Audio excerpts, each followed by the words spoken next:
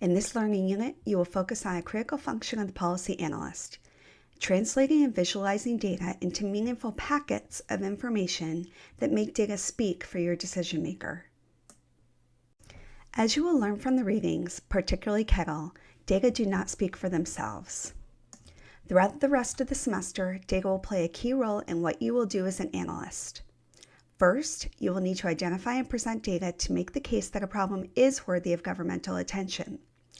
Later in the semester, data will be key evidence for the impact of the various policy alternatives and the cost of those alternatives. As Kettle notes, policymakers view problems as occurring where people live. This is where jurisdictions really matter. Of course, legislative districts often overlap municipalities or counties, but policies are not made to govern legislative districts. Rather, policies are made at the federal level, at the state level, in many states at the county level, and at the municipal and school district levels. I say in many states at the county level because in New England in particular, counties only serve as geographic boundaries for census purposes, but there is no county governance in most New England and several northeastern states. As you know, for your problem topics and your project throughout the semester, it will be critical to be clear on your policy jurisdiction for your problem topics and your project overall. Jurisdictions matter, and the best way to illustrate variation in a problem is to compare your jurisdiction to neighboring jurisdictions or like jurisdictions using maps. Under the course Blackboard site, in a section called Resources and then Data Sources, there are several mapping tools. There's the Chicago Health Atlas if you're focusing on Chicago as your jurisdiction, Community Commons, which provides a wealth of data across the country at many jurisdictional levels, Simply Analytics, which is available for free through the USIC library using your NetID and password, and the USDA Food Environment Atlas for those of you focused on food and nutrition issues. For this learning unit's Padlet assignment, you will post to the Padlet a data visualization map comparing your jurisdiction and neighboring jurisdictions to illustrate the extent of your problem. For the presentation due at the end of the learning unit, your assignment is to post a presentation with audio to the discussion board with your final problem statement and data visualization, including graphics, charts, and maps, to make the case that your problem is worthy of governmental attention. You will vote on each other's presentations to vote on the extent to which you're convinced that this is worthy of governmental attention. Regarding the audio for your presentation, please go under Resources and click on Creating an Oral Briefing, and there'll be guidance in there on how to record audio overlays for PowerPoint presentations. A key role of the policy analyst is to compile the evidence on the problem and the impact of potential policy solutions and present such evidence in a way that enables decision makers to act upon the evidence provided to them. As you read in Kettle, data do not speak for themselves, and to know what to do, policymakers need help. That's where you as the analyst come in. You're helping to translate what is known from evidence to enable policymakers to act. And remember, in public policymaking, a decision to do nothing is an active decision being made, just like a decision to enact new legislation or promulgate new regulations. Basic descriptive statistics such as frequencies and means are great for explaining complex piles of data and providing solid background information to make the case that a problem actually exists, particularly differentiating the overall population from subpopulations that may be particularly affected by the problem. Inferential statistics such as t-tests and regressions, however, are important for answering the why and what questions. Why questions get at why did this problem occur? What may have caused it? While what questions get at what can they do to resolve or ameliorate the problem? The latter gets at your alternatives. Yet, regressions, t-tests, and other statistical tests are not easy for decision makers to understand or translate. That is going to be your job as an analyst, to make the evidence speak, to present it in clear and easy terms so that they're not mired down or bogged down by a p-value from a regression equation. The class readings for this learning unit provide important, straightforward guidance on when to use tables, line charts, and bar charts. As you learn from class, he strongly advises against using pie charts. The Blackboard site contains a handout from Extreme Presentation on choosing the right chart.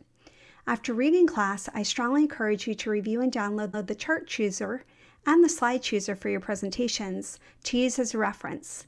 Be mindful of the key points made in class for each type of chart in the tables. I've posted a slide deck without audio summarizing the key points to bear in mind from the class chapters. At the same time, Kaggle makes key points relative to charts, maps, and graphs. Each type of presentation format has a different purpose, and you need to be mindful of exactly how you present your data and how it can be interpretive. You are essentially controlling the narrative with your charts, maps, and graphs. One thing to note on maps is that they're good for presenting a snapshot of descriptive data at one point in time, or you can use a series of maps sequentially over time to tell a descriptive story over time. Maps can suggest patterns, but they are not there for presenting causal linkages. That's where charts and tables come into play. But as noted earlier, maps stick in the mind of policymakers, so they're a very powerful tool. How many times have you heard a State of the Union speech or other political speech where a policymaker uses a story or an anecdote to bring their point to life? Stories and anecdotes are tools that policymakers use and that can help them relate to the problem and make it real beyond just data or numbers. However, Kaggle provides an example where a testimony from women who had bone marrow transplants to treat their breast cancer even though evidence didn't support it. The women's stories helped Massachusetts pass a law requiring insurers to cover such procedures. Yet 15 years of evidence since the law was enacted demonstrate that such procedures are costly, painful, and no more effective in treating breast cancer than other procedures. In other words, stories can help make a compelling case that people can relate to, but they are not always based on enough causal evidence to have a population-wide impact, which is the goal of policymaking. Kaggle discusses 5 key points when using stories. In order to be considered valid, stories and anecdotes need to be valid. In other words, the story must accurately capture the point trying to be made. Accountable. The source of the story must be clear. Context-based. The setting must be clear and the conclusion for the story must match the setting. Digestible. It should be a simple and not complicated story to understand. And real. The story has to be believable. It's why showcasing real people when telling a story in a political context really helps. It brings that story to life. Think about this. How do stories relate to your projects? It may be useful to use stories in your presentation and final briefing to help explain why this problem matters or to set the context. What are some key tips for policy analysts? First, be humble. Oftentimes, policymakers will disregard evidence that you provide, and they'll go with what they think is quote-unquote right. Policymaking is often fraught with uncertainty. We often do not have all the answers and need to go with the best available evidence at a given point in time. That is the satisficing concept that I spoke about in prior weeks. You also need to recognize biases inherent in data which can exacerbate inequities. Things to consider are: how are the data that you're using compiled? Who compiled the data? Do they have any implicit or explicit bias? Were they an advocacy organization? Were they industry? Were they of a political leaning? Think about those things because they can overshadow the nature of the data that you might be using. Who are the responders to the data that were collected? What populations are represented? Is it representative of the whole population or just a segment? These are many of the questions that you need to think about when using data to make a case that a problem is worthy of governmental attention, and are using it to provide evidence for your analysis. Kaggle goes into detail on this, and you need to be sure to think about these key questions, and don't take data just at its face value. Also, you do not want to be one-sided in analyzing or presenting the data. Recognize all sides of the issue and where opposing data or points can be made.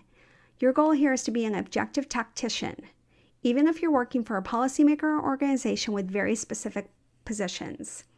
Your role as an analyst, if you're doing your job correctly, is to be objective and not to introduce your bias into the analysis. You want to present the full spectrum of data and evidence and let the data and evidence lead you in the proper direction. You do not want to come up with an a priori policy recommendation up front without going through the detailed process of identifying the alternatives and providing evidence to back up the alternatives that will inform your recommendation. Going back to the point on the prior slide about being humble, you need to remember that decision makers don't really need what you're going to produce. To convince them otherwise, you need to be convincing and present data in a simple and coherent manner that is persuasive and answers the questions that decision makers need answered. You need to recognize that what ultimately happens is a political decision, but analysts can and should do whatever they can to inform that decision with the best available evidence. That is your job. To speak above the noise.